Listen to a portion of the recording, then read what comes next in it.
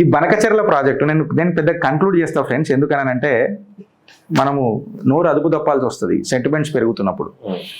ఇలా ఎట్లున్నాయనంటే చంద్రబాబు నాయుడు గారు రాయలసీమ ప్రజలకు చెప్తున్నా, మళ్ళీ రాయలసీమ ప్రజలకు ఇన్నాళ్ళు గుర్తురాలే.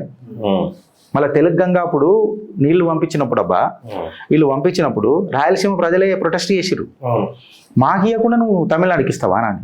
మళ్ళీ అప్పుడు గుర్తురాలే.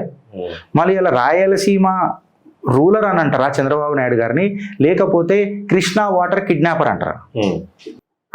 ఇలా చంద్రబాబు నాయుడు బనకచెర్ల రూపంలో తెలంగాణకు అది చేస్తే నేనేమన్నా పిలవాలా? రాయలసీమ రూలర్ అని పిలవాలనా, లేకపోతే కృష్ణా వాటర్ కిడ్నాపర్ అని పిలవాలనా? కొన్ని ఛానళ్ళలో వింటున్నా తెలంగాణకు ఇంత ఆర్థిక గ్రోత్ వచ్చింది అని అంటే, ఇంత ఎకనామిక్ గ్రోత్ వచ్చింది అని అంటే అది చంద్రబాబు నాయుడు వల్ల అని అన్నారు. పార్షలీ కరెక్ట్, నేను దాన్ని డినై చేస్తలేను friends. Partially it is absolutely correct, but you need to understand before Chandrababu Naidu or Andhra merger to the Hyderabad state, airport ఉండే, రైల్వే స్టేషన్లు ఉండే, ఒకటి కాదు రెండు మూడు ఉండే మాకు. కాచిగూడ, నాంపల్లి, సికింద్రాబాద్, లింగంపల్లి.